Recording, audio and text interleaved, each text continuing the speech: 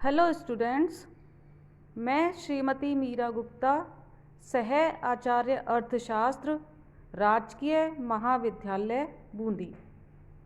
विद्यार्थियों, खेल सिद्धांत पर आधारित वीडियो लेक्चर की इस श्रृंखला में हम इस वीडियो लेक्चर में खेल सिद्धांत, मिश्रित रणनीतियाँ, गेम थ्योरी, मिक्स्ड स्ट्रेटजीज का अध्ययन करेंगे। हमने पिछले वीडियो लेक्चर में सैडल पॉइंट सॉल्यूशन को देखा था, जिसमें प्रत्येक खिलाड़ी एक शुद्ध रणनीति, प्योर स्ट्रेटजी काम में लेता है और खेल सिद्धांत में सैडल पॉइंट खेल का हल माना जाता है। विद्यार्थियों, इस वीडियो लेक्चर में हम मिश्रित रणनीतियाँ, मिक्स स्ट्रेटजीज की चर्चा करेंगे। और विद्यार्थियों, कुछ ऐसी समस्याएं होती हैं जिनका हल सरल विधि से प्राप्त नहीं होता। कहने का मतलब है कि जब खेल में सैडल पॉइंट हमें प्राप्त नहीं होता तो इसके लिए हम मिश्रित रणनीतियों का मार्ग अपनाते हैं। विद्यार्थियों, इसके लिए आवश्यक है कि खेल 2x2 का हो, और यदि खेल 2x2 का नहीं है तो उसे हम डोमिनेंस रूल की सहायता से 2x2 खेल में बदलते हैं। तो इसमें जब हम डोमिनेंस रूल अप्लाई करते हैं तो पहले उन रणनीतियों को छोड़ते जाते हैं जिस पर दूसरी रणनीति छाई हुई है, और ऐसा करके हम पे ऑफ मैट्रिक्स को सरल बनाते हैं। विद्यार्थियों, डोमिनेंस रूल के अंतर्गत हम यदि किसी कॉलम के सभी पद किसी अन्य कॉलम के सभी पदों से बड़े हैं तो हम ऐसे कॉलम को हटा देते हैं जिसके एलिमेंट्स या अवयव बड़े हैं अथवा बराबर हैं। यानी बड़े एलिमेंट वाले कॉलम को हम हटा देते हैं। दूसरा, यदि किसी पंक्ति में सभी पद अन्य पंक्ति के सभी अवयवों से छोटे हैं या बराबर हैं तो उस पंक्ति को छोड़ दिया जाता है जिसके पद छोटे अथवा बराबर हैं। तो कहने का मतलब यह है कि हम उन कॉलमों को छोड़ते जाते हैं जिसके एलिमेंट्स अन्य कॉलम से बड़े हैं, और उन पंक्तियों को हटाते जाते हैं जिनमें पद छोटे या बराबर हैं। इस डोमिनेंस रूल को हम एक व्यवहारिक उदाहरण के माध्यम से समझ सकते हैं। विद्यार्थियों, मिल मालिक और मजदूरों की जो यूनियन है उसमें मजदूरी वृद्धि के लिए बातचीत की जा रही है। मजदूर यूनियन अपनी विभिन्न रणनीतियां अपना सकता है और कंपनी भी अपनी विभिन्न रणनीति अपना सकती है। मजदूरों को यदि वेतन वृद्धि का लाभ मिलता है तो कंपनी को उतने की ही हानि होगी। यानी मजदूरों को यदि वेतन वृद्धि प्राप्त होती है तो वह उनके लिए धनात्मक पे ऑफ है, और मालिकों के लिए यह नेगेटिव आउटकम है, ऋणात्मक परिणाम है। और यहाँ हमने शून्य योग खेल, जीरो सम गेम लिया है, जिसमें एक का लाभ दूसरे की लागत है।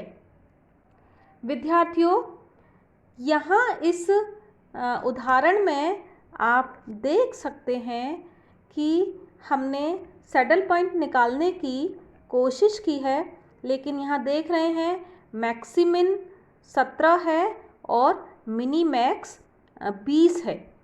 आप दोनों देख सकते हैं, हमने हर पंक्ति के लिए न्यूनतम निकाला है और उसमें से हमने फिर मैक्सिमम निकाला है और कॉलमों की अधिकतम राशि में से मिनिमम राशि ली है, यानी mini max is not equal to maximum, यानी यहाँ इस खेल में सैडल पॉइंट नहीं है। इसलिए मिश्रित रणनीतियों का मार्ग अपनाया जाएगा और डोमिनेंस रूल काम में लिया जाएगा। कहने का तात्पर्य है कि यहाँ कंपनी या यूनियन किसी एक शुद्ध रणनीति को काम में नहीं ले सकते, बल्कि यहाँ पर मिश्रित रणनीतियों का मार्ग अपनाया जाएगा।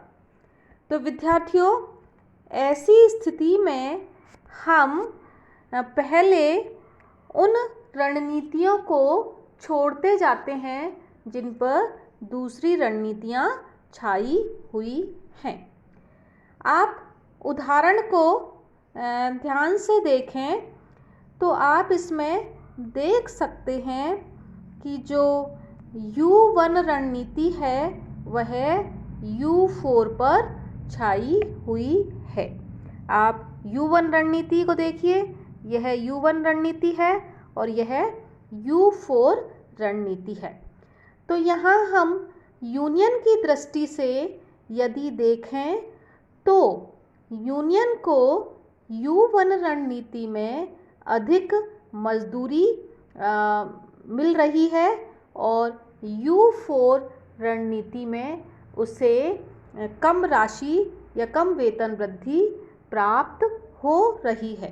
तो ऐसी स्थिति में जो यूनियन है वह U1 रणनीति को प्रेफर करेगा बजाय कि U4 के। इसलिए हम यहाँ पर जो U4 रणनीति है उसको हम छोड़ सकते हैं, यानी U4 को हम हटा सकते हैं, इस रणनीति को हटा सकते हैं। और हमारा डोमिनेंस रूल भी यही कहता है कि यदि किसी पंक्ति के सभी पद किसी अन्य पंक्ति के सभी अवयवों से छोटे हैं या बराबर हैं तो उस पंक्ति को छोड़ दिया जाता है जिसमें पद छोटे या बराबर हैं। इसलिए यहाँ पर हम U4 रणनीति को छोड़ देंगे। अब विद्यार्थियों, U4 रणनीति को छोड़ देने पर हमारा जो पे ऑफ मैट्रिक्स है वह यह रूप ले लेता है। यहाँ पर हमने कंपनी के लिए 4 रणनीतियाँ दिखाई हुई हैं और यूनियन के लिए 3 रणनीतियाँ दिखाई हुई हैं। अब इसको ध्यान से देखेंगे तो आपको समझ में आएगा कि C1 कॉलम के सभी पद C2 या C3 से बड़े हैं। ये C1 कॉलम है। अब आप इस C1 कॉलम को C2 या C3 से यदि आप उसकी तुलना करेंगे तो आप देख सकते हैं कि C1 कॉलम के सभी पद C2 या C3 से बड़े हैं। इसलिए हम C1 कॉलम को छोड़ सकते हैं, क्योंकि यहाँ पर यह ध्यान देने योग्य बात है कि C2 और C3 रणनीति में कंपनी को C1 के बजाय कम वेतन वृद्धि या मजदूरी वृद्धि देनी पड़ रही है। इसलिए कंपनी C2 या C3 को प्रेफर करेगी, C1 को पसंद नहीं करेगी। इसलिए C1 को यहाँ पर छोड़ा जा सकता है। अब C1 को छोड़ने के पश्चात हमारा जो पे ऑफ मैट्रिक्स है वह यह रूप धारण कर लेता है। हम इस स्टेप पर आ जाते हैं जहाँ पर कंपनी के लिए 3 रणनीतियाँ हैं, C2, C3 और C4, और यूनियन के लिए भी 3 रणनीतियाँ हैं, U1, U2 एंड U3। अब यहाँ पर हमारा 3/3 का मैट्रिक्स हो गया। अब इसको पुनः ध्यान से देखेंगे तो आप यहाँ देख सकते हैं कि U1 रणनीति यूनियन के लिए U2 से बेहतर है, श्रेष्ठ है, क्योंकि U1 रणनीति में कंपनी को U2 से ज़्यादा वेतन वृद्धि प्राप्त हो रही है। U3 रणनीति में यूनियन को कम वेतन वृद्धि प्राप्त हो रही है, इसलिए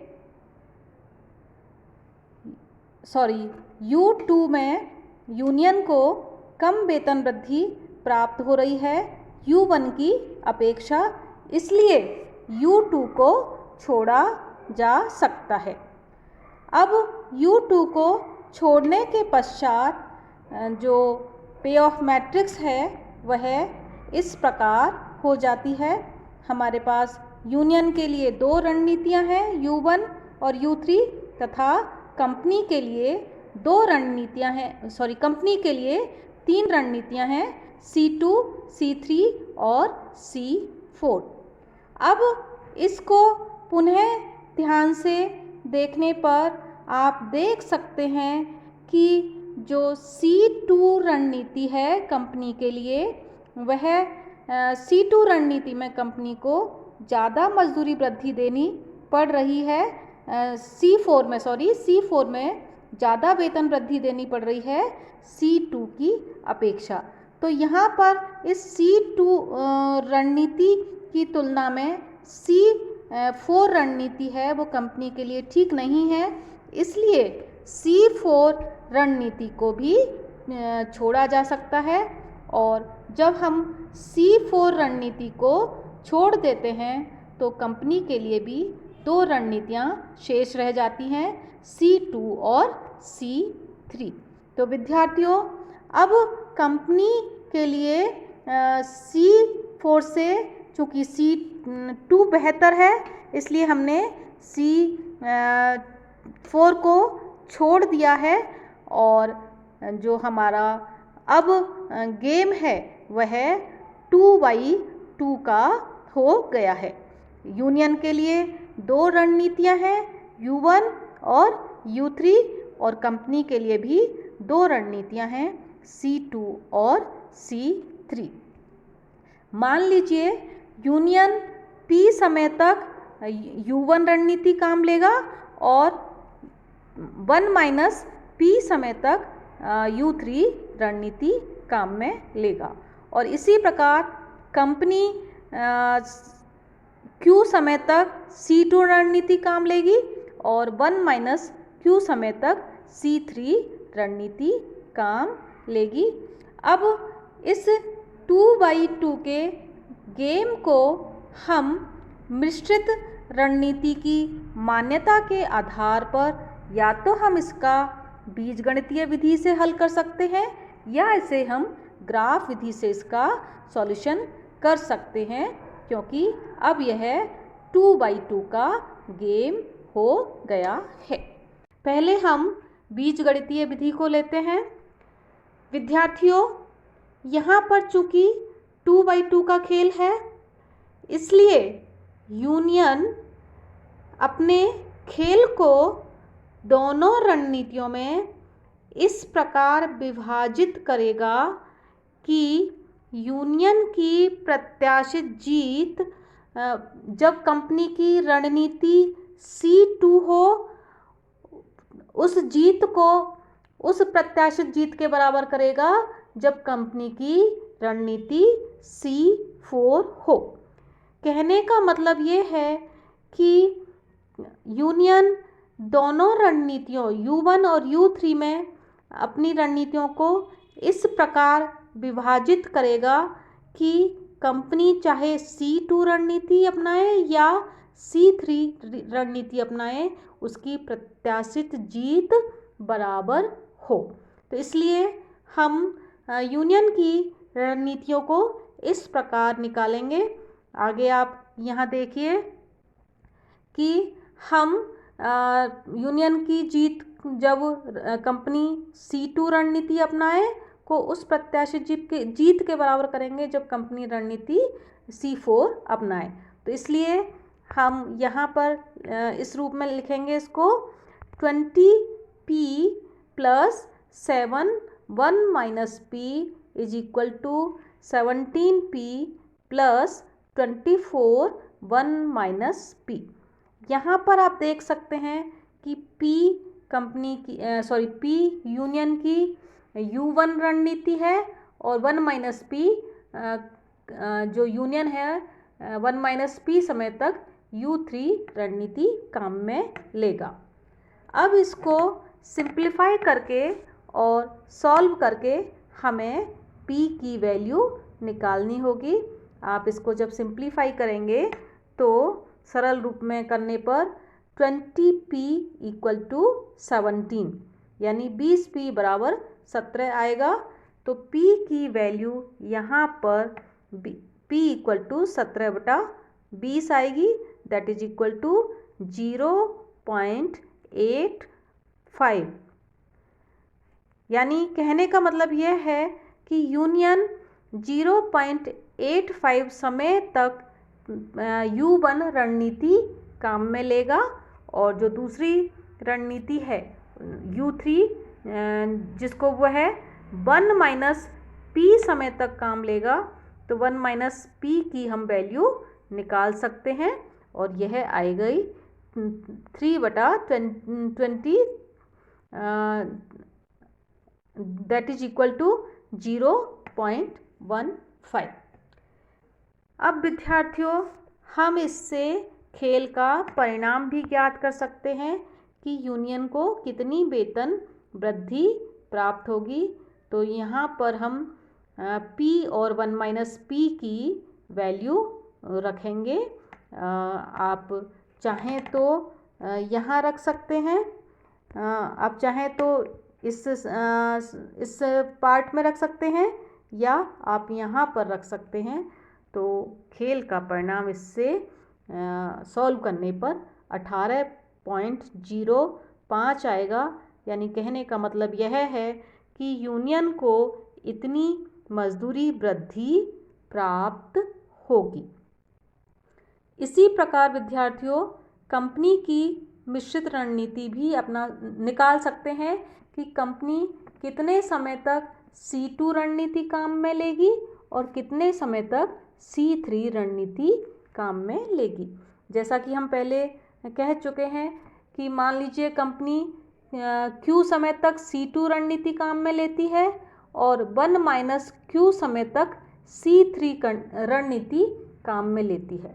तो कंपनी अपनी दोनों रणनीतियों को इस प्रकार काम में लेगी कि यूनियन कोई सी भी रणनीति चले और उसको जो प्रत्याशित जीत है कंपनी की वह समान रहे। तो इस स्थिति में हम कंपनी की मिश्रित रणनीति ज्ञात करने के लिए हम इसको पंक्ति के अनुसार देखेंगे।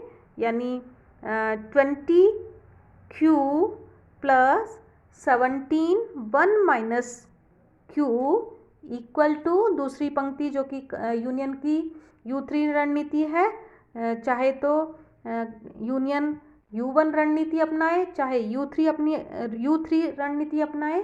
कंपनी की जो प्रत्याशित जीत है या जो कंपनी को जो वेतन वृद्धि देनी पड़ रही है वह दोनों स्थितियों में समान रहे। तो हम इसको पंक्ति के अनुसार बराबर करेंगे। तो 20Q plus 17 1 minus Q is equal to 7Q plus 24 1 minus Q। जब इसको सॉल्व करेंगे समीकरण को तो Q इक्वल टू आएगा 7 डिवाइडेड बाई 20 और 1 माइनस Q आएगा 13/20। तो इस प्रकार जो कंपनी है वह अपनी जो C2 रणनीति है उसको 7/20 समय तक काम में लेगी और जो C3 रणनीति है 1 - Q जिसकी वैल्यू आई है वह 13/20 समय तक काम में लेगी और खेल का परिणाम भी हम निकाल सकते हैं और खेल का परिणाम भी वही निकला है 18.05, यानी कंपनी को इतनी वेतन वृद्धि देनी होगी। तो कहने का मतलब यह हुआ कि कंपनी जो वेतन वृद्धि दे रही है वह यूनियन के लिए लाभ है, इसलिए यूनियन को प्रति माह 18.05 रुपये मजदूरी वृद्धि का लाभ प्राप्त होगा। तो यह बीजगणितीय विधि है जिसके द्वारा हम मिश्रित रणनीतियों का संयोग कंपनी के लिए और यूनियन के लिए हमने ज्ञात किया है। विद्यार्थियों, इसी को हम ग्राफ के माध्यम से भी सॉल्व कर सकते हैं। इसके लिए आगे ग्राफ दिखाया हुआ है, आप इसको देखिए कि यहाँ पर ग्राफ विधि के द्वारा सॉल्यूशन निकाला गया है। जो हमारा 2/2 का मैट्रिक्स था, डोमिनेंस रूल अप्लाई करने के पश्चात उस 2/2 मैट्रिक्स को यहाँ ग्राफ विधि के द्वारा दिखाया गया है। यहाँ पर आपको 2 अक्ष दिखाई दे रहे हैं। आप इसको देख सकते हैं कि जब हम यहाँ पर हैं, इस पॉइंट पर हैं, यानी राइट साइड का जो ओरिजिन पॉइंट है वहाँ पर 0 U1 है और इस राइट साइड से दाहिनी तरफ से जब हम बाईं ओर चलेंगे तो U1 1 की तरफ आएगा, यानी राइट साइड U1 की वैल्यू 0 है और लेफ्ट साइड यहाँ इस पर यहाँ देख सकते हैं U1 = 1 है और U3 यहाँ पर 0 है। कहने का मतलब यह है कि यदि हम बाएं से दाएं चलेंगे, इस डायरेक्शन में चलेंगे तो U3 की वैल्यू बढ़ती जाएगी, क्योंकि दाहिने कॉर्नर पर U3 की वैल्यू 1 है और y अक्ष पर दोनों तरफ मजदूरी में वृद्धि दिखाई हुई है, आपको दिखाई दे रहा है। दोनों तरफ मजदूरी वृद्धि दिखाई हुई है इन अक्षों पर, y अक्ष पर। और यहाँ पर जो AB रेखा है, यह AB रेखा जो कि 17 और 24 जो इसके पॉइंट्स हैं, ये AB रेखा है। यह कंपनी की रणनीति C3 को व्यक्त कर रही है और जो CD रेखा है वह कंपनी की रणनीति C2 को व्यक्त कर रही है। ये CD रेखा है और यहाँ पर आप देख सकते हैं ये संतुलन पॉइंट है, P संतुलन पॉइंट है और इस P संतुलन बिंदु पर, इस P संतुलन बिंदु पर आप देख सकते हैं, इस P संतुलन बिंदु पर जो वर्टिकल वैल्यू है वह 18.05 है। आप देख सकते हैं इसको, ये वर्टिकल जो वैल्यू है वह 18.5 है। और यदि हम क्षैतिज अक्ष की तरफ देखें तो इस P पॉइंट पर जहाँ CD रेखा और AB रेखा दोनों एक दूसरे को काट रही हैं, उस बिंदु पर जो यूनियन है वह 0.85 समय तक U1 रणनीति काम में लेगा और 0.15 समय तक U3 रणनीति काम में लेगा। तो इस प्रकार हम ग्राफ के माध्यम से भी खेल सिद्धांत का जो सॉल्यूशन है 2/2 गेम में आफ्टर डोमिनेंस रूल हम ज्ञात कर सकते हैं। तो हमने देखा, चाहे हमने ग्राफ विधि को अपनाया या हमने बीजगणितीय विधि को अपनाया, हमारा खेल का जो हल है, जो मजदूरी वृद्धि की जो राशि है, वह दोनों में समान प्राप्त हुई है। तो विद्यार्थियों, इस गेम में कंपनी और जो यूनियन है दोनों मिश्रित रणनीतियों को काम में लेंगे, यानी कंपनी भी अपनी C2 रणनीति और C3 रणनीति दोनों को काम लेगी और यूनियन भी अपनी U1 रणनीति और U3 रणनीति दोनों को काम में लेगा, यानी दोनों का कॉम्बिनेशन काम में लेंगे। तो इस प्रकार हमने दोनों विधियों से खेल सिद्धांत का हल देखा है। विद्यार्थियों, इन दोनों वीडियोज़ को बनाने के लिए मैंने जो लक्ष्मी नारायण नाथुराम का जी की बुक है अर्थशास्त्र में गणित के प्रयोग, उसको काम में लिया है। इस पुस्तक में और भी अन्य उदाहरण दिए हुए हैं, आप उनकी प्रैक्टिस करें। मैं समझती हूँ आपको समझ में आ गया होगा। अभी के लिए इतना ही काफ़ी है। Thank you.